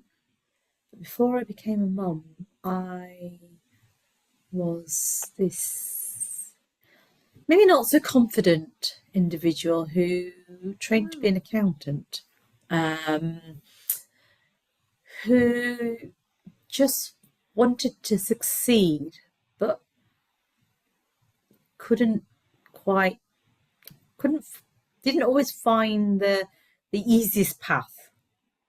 And I say that because I worked hard, I studied hard, I didn't get the best A levels, so I did A levels here in the UK. I think they're called something else now, but I'll get there when my kids go through it. I did get the best at A levels. I went to university. Um, I wasn't allowed to go away to university, so I lived at home and went to university. So I travelled somewhere locally. I didn't know what I wanted to do my early 20s, so, but I knew that if I did a business type of degree, I'd be all right. I'd end up in a business somewhere. So I did a finance and business degree. Um, During my course, one of the lecturers said to me, did you know that if you did more of the accounting modules, you'd get professional exemptions? And I was like, what do you mean? Well, if you want to be an accountant, you have to do professional exams. And if you do more of those modules at university, you'll have less exams to do. I was like, yeah, gosh. that feels like a no-brainer to me. So let's do that. So that's what I did. It just felt like a Brilliant. no-brainer. Accountant, that's a respectable profession to go in. Let's do that. So it wasn't like I hadn't, female figurehead around me that was an accountant. None of my elder cousins, sisters had been to university. My aunt, my mum's younger sister, she went to university. She's about 7 years older than me. She went to university. My mum didn't really approve of that, and that's a whole different story. Um, but I went to university, came out of university. I had a degree in finance and business. I learnt during university that I was dyslexic. I didn't know I was dyslexic until that point in time. And that was a oh moment. And that was because I'd failed my A levels. I'd failed, yet I'd got a degree. It wasn't the best degree. So I didn't get a first one, but I got a degree, and it was still an accomplishment, right, at this point in time. Absolutely. And now I knew I was dyslexic, which meant that I could do my professional exams with support. So when I did my professional accounting exams, I passed them with flying colours. And I I did a qualification called ACCA, which is the Association of Chartered Certified Accountants. And when I did my exams, the final three exams had to be passed together. If you didn't pass them together, you had to repeat all three. That was Wow. that changed 2 years after I passed, but at that time, that was the way you had to pass all three. So I did that, and I became an accountant, and it wasn't still wasn't enough. And then the reason I say still wasn't enough is I was working for a FTSE 100 company at the time, a manufacturer. Had a great job, but as soon as I became qualified, that gender pay gap was really transparent. There wasn't an opportunity to me go from an assistant accountant or a junior accountant to a qualified accountant. Oh, I left because of personal circumstances as well at the time. It just worked out that, you know. So that pre-children identity of me was perhaps somebody who wasn't that confident, who just went through what felt like the motions in some instances, hadn't really identified herself as what I needed to be. And a part of that was probably because it was the way I was brought up. It was that, as I said, being brought up in the 80s and 90s was you had to fit in. And that's what I did. I think as I've got older, having children, I've gone, well, what is my identity? What is the identity I want? What is the identity I want to portray to my children? What is the identity? And it goes back to that legacy. What do I want for my children? The role model, that positive role model that has strength, that has resilience, that has determination. So how can I be that? beautiful. Wow. Thank you for sharing that with me. Really beautiful to hear your journey pre motherhood. My next question is, what has been the gift of motherhood to you? Well, it's been the gift of mother. Two incredible, hardworking, and sometimes challenging children. Has to be. It has to be them, right? It is for me. Um, it is the children. And I'm very, very blessed to have a daughter and a son because I think it's really important, as much as I want to empower my daughter, that my son understands that he actually has the upper hand in some situations True. because society has given it to him Very to true. this point in time. And I need him to understand that he may be able to open doors that my daughter may knock at for many, many years or over time, but he has the ability to just open it, Very just true. grab it and go, hey, Very here you true. go. And it's important that boys understand that Very true. they are the ones that open those doors still in society. We see it all around us. They still have, it's whether they understand they've got that gift and that ability. That's such wisdom. That is really powerful the way you've articulated that. It's so true. Not everybody understands that though. No, very true. It's Some really people see that as an unfair battle or feminism trying to take control. It's not. We each of us are unique. Each of us have our own strengths. Each of us have the ability to do what the other does. There are some things that we will never experience that men do, that women do, that, giving birth is one of those. exactly, exactly. Very And true. that's for a reason. That's the way we've been created. Exactly. But the things that exist in society, why? Why can't we help each other? I love that. You've shared so much wisdom, so much wisdom. It's really refreshing to hear some of the things that you've actually highlighted for the listeners and the viewers to pick from. So you've got a lot of wisdom that they can draw from. Thank you so much. So we're just going into the 4 trivia questions, Okay. and then we can continue the rest after another time. So these are the fun ones. The first one is, thank you so much. We took a real deep dive, and I really thank you for what you shared. So the first question is, if your children were to write a book about you, what would the title be? So my son, because he's still young and he sometimes sees me as Superwoman, so maybe he'll give me Oh, a maybe he'll make me a superhero, right? oh, Just for fun. yeah. Uh, my daughter, on the other hand, she loves David Williams books, right? Mm. So I know you've got the worst world's parent out there. Maybe she'll put the world's worst mother, just for fun, just to wind me up. I think she'd write that. I think she'd do all the things. She'd write in there all the things that I do to annoy her. I might even ask her actually later. I Oh, think that's so I think it'd be funny. interesting just to hear her perspective on this.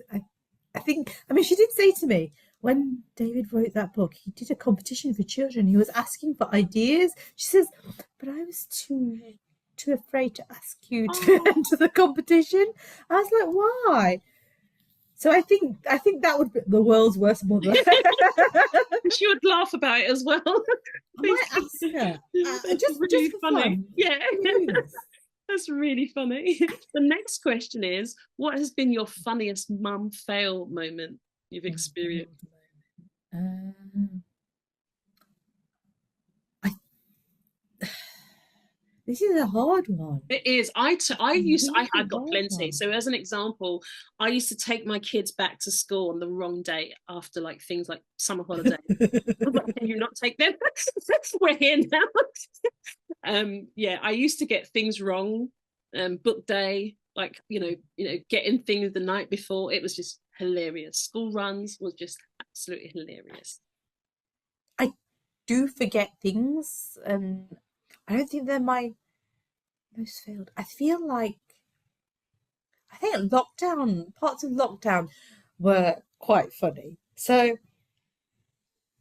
I had a let's get a paddling pool moment for our balcony.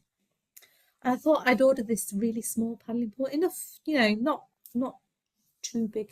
Bearing in mind, balconies in London are usually quite small, right? They're usually just, you open the door and that's kind of the space. Yeah. We were really fortunate. We had a balcony the length of our apartment, so we had Oh quite a nice wow, top floor beautiful. balcony.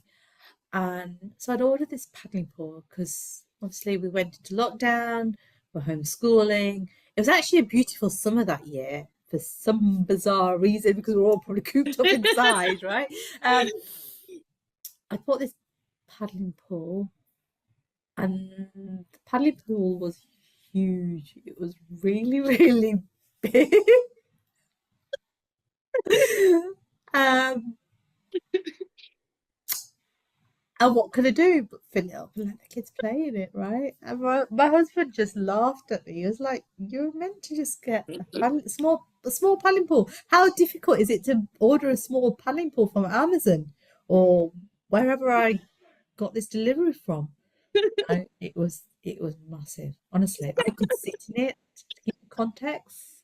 Like I could probably lie down in it, and it was Oh, perfect. still bigger than my height.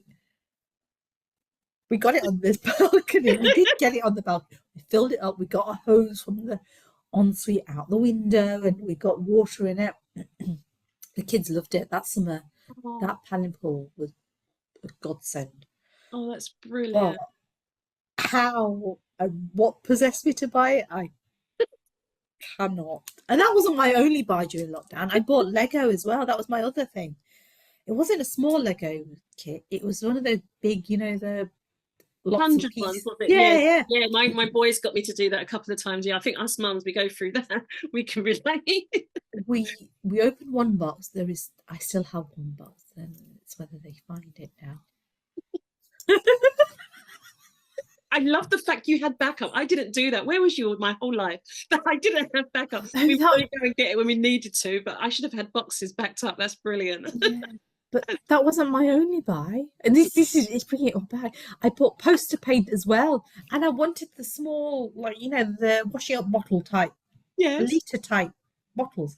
Nope, it was the big gallons that came. Kept us busy though. But it happens. I used to struggle with sizes online. It happened. You're like, oh my god, is that what I ordered? It really happens. I need to use that with clothes, don't I? As my excuse. Oh yes. So my next question is, Where is your go-to hideout when you need a break? If I talk to my sister-in-laws, they'll all go in the bathroom. They'd be a good hideout place. My kids know I'm in there. Mm. I'm just going to pop to the shop. I'm just going to pop to the shop. I love pop to Sainsbury's down the road, or when I was in London, I'm just popping to. Well, actually, I had a lot of choice then. It was Morrison's, it was Starbucks. I had a few different places I could just walk to. Back in half an hour, so it's a quick pop to the shops. love that. Yeah, I actually didn't think of actually going out the home. I tried to hide in various places and ask mums. We always go to the toilet, don't we? But there's no boundaries in toilets. They'll just follow you and lock the door behind them when they come in. It's when they learn to unpick the lock. my lot, I used to have this thing when I'll go and have a bubble bath, my candles, my music, and sometimes I'd let them come in because like we had a really large bathroom where we were before. It was like a shower in there, and the bathroom was it was huge. They can kind of sit around with their toys. But I was like, that's not enough space. So I just need my time. So I kind of went in and said, I've got to have a bath. I'll never forget they used to come, the gap underneath the door. Are you okay in there? Have I done something? Because they would just like randomly come up and check, and I was like, just come in. It was I felt so bad because they were like, just talk, but kids, they make those funny sounds or do something and they go, are you sure you're okay? I'm thinking, I'm fine, but you don't sound so good. So it's really, it's beautiful when we look back at that. And the fourth one, the final trivial question is, what's been the strangest thing that you found in your child's backpack or pocket? We talked about this before. Yeah, we did. Quite a funny one. I don't think I've had the same experiences as yourself. Oh, that's good. I wouldn't wish it on anyone. Left fruit is a classic. And actually, more my daughter than my son, and she's really particular. It's when it's a holiday or something and they've left it, and it's like, where's that smell coming from? What is that? And then you discover something they've left in the bag. It's a snack. And that's awful. Absolutely awful. When when it's all furry and Yes, no. totally relate. It's usually a case of let's put that container. Yeah, we'll get you. Things that my son collects bits of paper and things, and it's just like, why do we need this? Why do we have to carry all this extra paper for no reason? But no. Oh yeah, our children are so food beautiful. I think food is the that was the worst. I think it was worse when you kind of put your hand in blind and you come out that's icky. It's usually a container, so I'm usually okay. But I think just conscious of time, and we can finish the other questions another time when it's more convenient. But I have enjoyed this so much. You are so funny. Oh, you are. I think life's too serious sometimes. I think we make life serious. Motherhood can feel very serious as well sometimes. It doesn't have to be. Very true. Very true. So I know that they're going to get so much laugh and laughter from this, so much wisdom. Excellent. I really enjoyed those trivia questions that we went through. Really funny. So we have our final closing questions. There's around 8 that we're going to go into. And the first one that I have for you is, if our community of listeners could support you in 3 transformative ways, what would you ask for, Hena? This is really difficult. I think what the last few years has really taught me is to be open to suggestion and ideas. There are many things that I haven't done. I'd love to write a book at some point. I'd never done podcasts up until 18 months ago, and now I've done a handful of them, which has been great. So any opportunity, even TV, hosting, anything that I can demonstrate that I'm a positive role model to my daughter, to my son, and the energy that I can bring to your platform, your events, whatever it is, I'd be so open to that. I mean, for me, particularly with my children, just sharing those moments where they go, wow, is that you? is that really you? I remember my first awards evening, and it was broadcasted, and my children were at home. They were watching that awards evening at home and just sat there in their pajamas. It was lovely to see. My husband took a video and took pictures of what they were doing when I was on stage, just to see that delight. That's my mum, right? That, just like you as a mother have when your child's on stage, right? When you go, that's my child, and you have that proud moment. It's lovely the other way as well. And so I am really, really open to suggestion. You know, what the last few years has really taught me is don't say no, just go with it. Love it. Just go with it. Who knows where it will take you? And I guess I'm at a point in my life where I'm like, what's the worst that could happen? Wow. Guess what? You've asked the question. What's the best that's going to happen? Let's leave it there. Well, let's see, right? Let's see. I love Fingers that. crossed that somebody hears this and says, oh, wow, we could do this. That's brilliant. I love that. So you're open to some opportunities. I love that. So listeners, please listen in and see how we can serve Hena. My next question here, Hena, is what's one way that you plan on paying it forward as a result of this conversation today?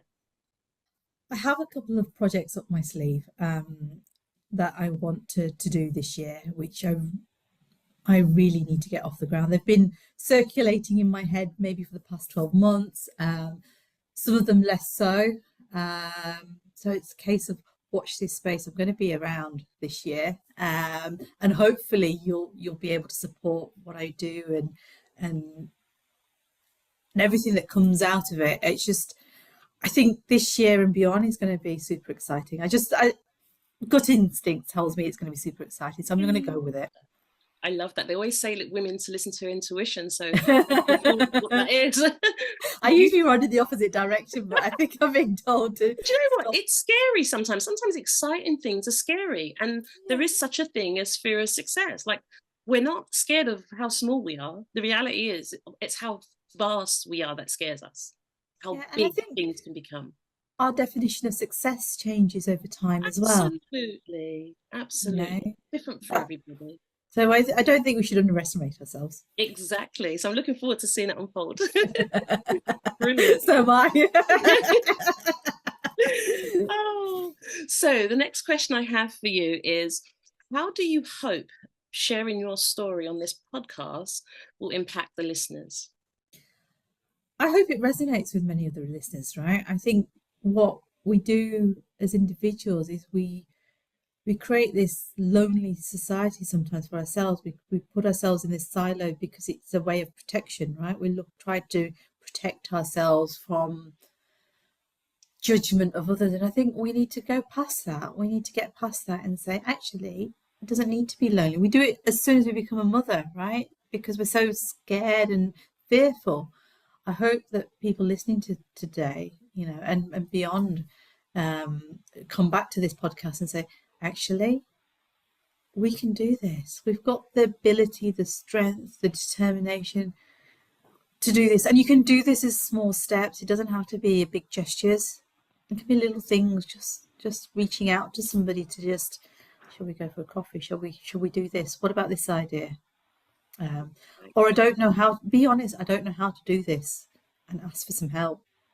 And I think we're programmed to not always ask for this help, and we're sometimes fearful of asking for the help because you've been hurt before. You don't know who to trust, but you'll find the right people in time. You've got to follow that instinct.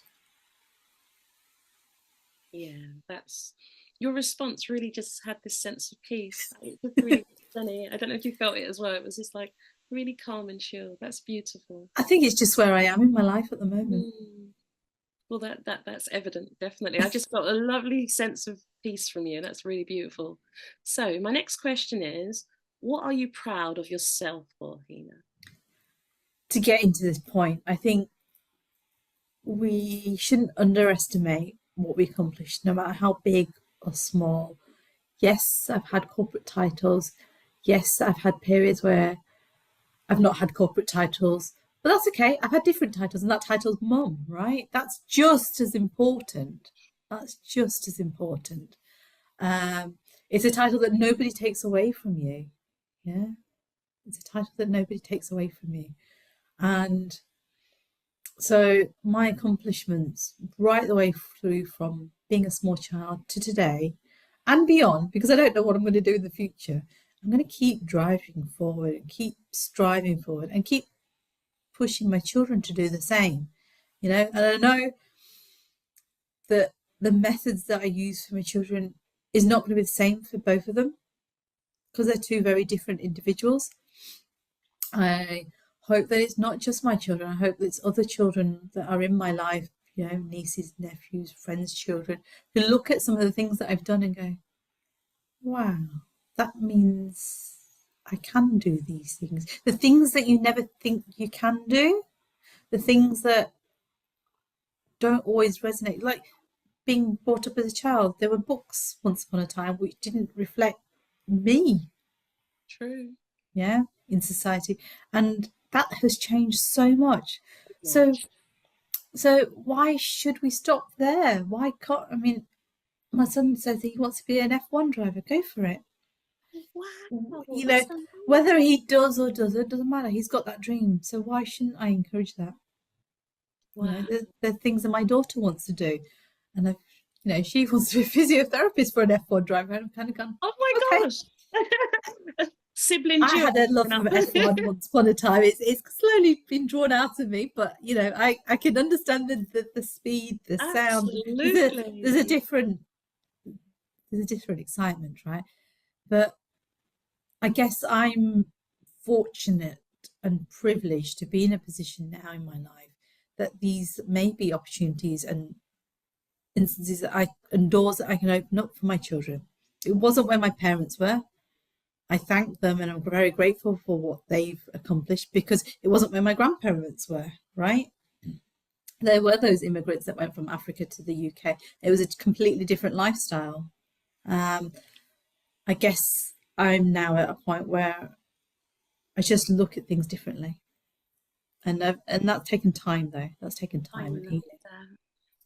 I absolutely love that. It's beautiful. Interestingly enough, we've got some connections in F1 and there's an exciting project brewing. So I'm glad you actually had this conversation with me. We'll continue that offline, definitely. No problems. Very, very, very interesting.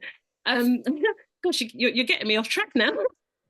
Yeah. So my next question is, what do you want to say sorry to yourself for?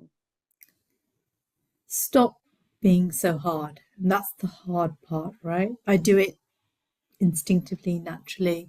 I give myself a hard time with everything that I do. I've got to stop that or repackage it to a point where I can stop. So when I say repackage it, it might be right. I've given myself a hard time about that. Write it down. How do I feel? Right? Rip it up. It's gone. It's done. Release it. Yeah. These are things that I know were instilled into me. From a young age. It's culturally, it's mentally, it's things that you're not good enough to do. Those things I need to put away and say, actually, I don't need to surround myself with people that think like this. I need to surround myself with people that are more positive, that are more encouraging. And I've learned that, right? I've got an amazing tribe online that follow me, encourage me, share lots of opportunities with me, and I want to grow that. And I think it's really important for women to grow that too, right? Not feel threatened, because there is that. A lot of people do feel threatened. It's not a competition. It's not a competition. I'm a true believer in what was meant to be for me will find itself to me somehow. Yeah. It's also a cultural belief, right? My destiny was written from the day I was born. I don't know it, but I'm here for a reason, right? And it will work itself out. It really will. There will be challenges, and that's part of my growth and my learning. But I've got to keep believing there's something there for me. Absolutely. That's such a beautiful response. So this one's sort of connected to your previous question. So although you said sorry to yourself, my next question is, what do you have to forgive yourself for? What do I have to forgive myself for? For the mistakes I've made. I'm still human, right? I've made mistakes. I've done things wrong.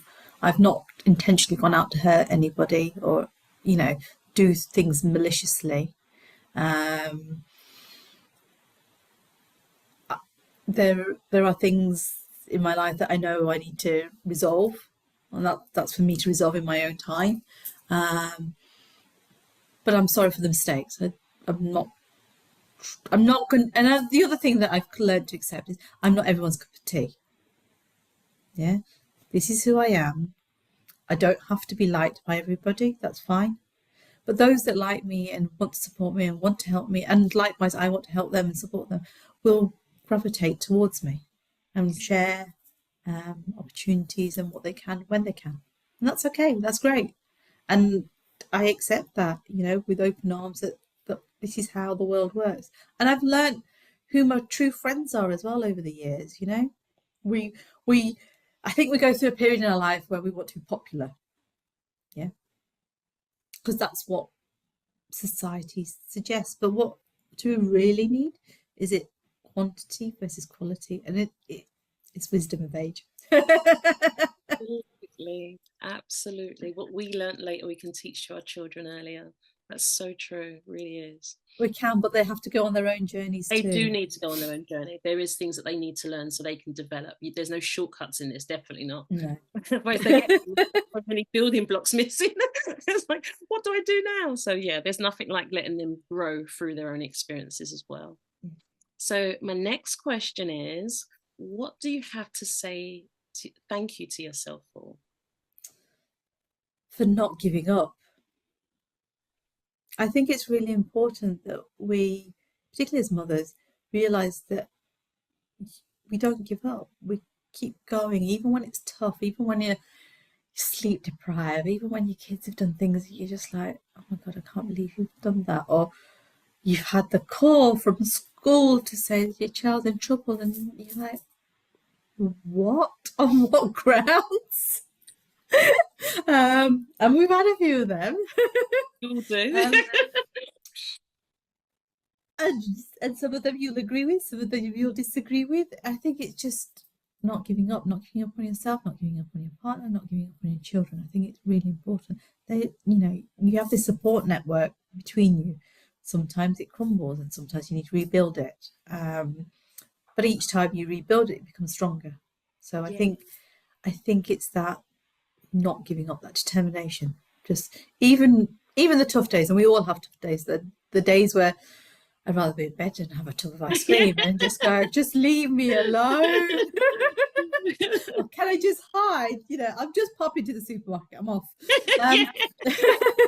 But I think you've got to still have that determination in you, that something that says, okay, right, today is not going to be tomorrow, and tomorrow and yesterday, don't let it stop you.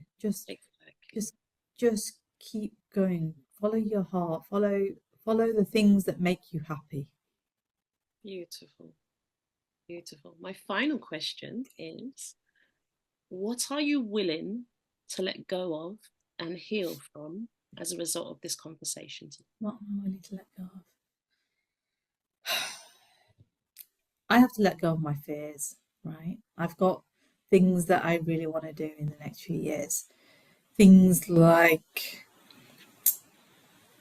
and I'm not saying this could happen, right? It may happen, may not happen. So in my early 20s, if somebody said to me, would you go abroad to work? I'd have gone, no way. There's absolutely no way I could have done it in my 20s. And part of that was that fear of leaving my family, that fear of the unknown. Now, I'm like, hell yes. And part of that is those tickets. Yeah, I think part of that is I've lived my life for a period of time the way I've wanted to live. No control of. My parents have given me boundaries. They've given me a framework, which is what is my moral compass, right? But I've been an adult where I've had to be on my own, run my own house. look after little people for myself and go, oh my God. But that actually, life isn't black and white. Life is multiple shades of grey in every colour you want it to be. Absolutely. Yeah. And I think I've got to that point where I say to my kids, oh, hang on a minute. Why do you want to live here in the UK? There's a whole world out there that we haven't experienced. You know, like I said before, I didn't travel till I was much older. But, and then maybe that's part of my reason I couldn't go abroad in those early years, right? What do the next 20 years look like for me? I don't know. What does retirement and old age look like for me? Hell, I don't want it to be what it looks like at the moment in the UK. It doesn't appeal to me, right? It's, you know, I don't know where my life will go in the next 20, 30, 40, who knows, right? But what I have embraced and what I am embracing is, I guess, is an adventure, and let's see where it takes me. What have I got to lose, right? And same for my kids. What have they got to lose? There's always going to be a home for them. And I think as long as they know that, hopefully that's enough reassurance. I've already told them I'm moving in with them. They're going to have me for 6 months Love each. Um, let's see what happens. that. That's beautiful. So embrace your journey, your adventure. That's beautiful. The world awaits. I love that. Yeah, You know, Hina, let's I see. just want to thank you for coming into this space, for being so open, loving, caring, and vulnerable. You know, you've shared all aspects of motherhood, and you've been really open and honest with myself and the listeners. And words can't really express my gratitude. So really thank you.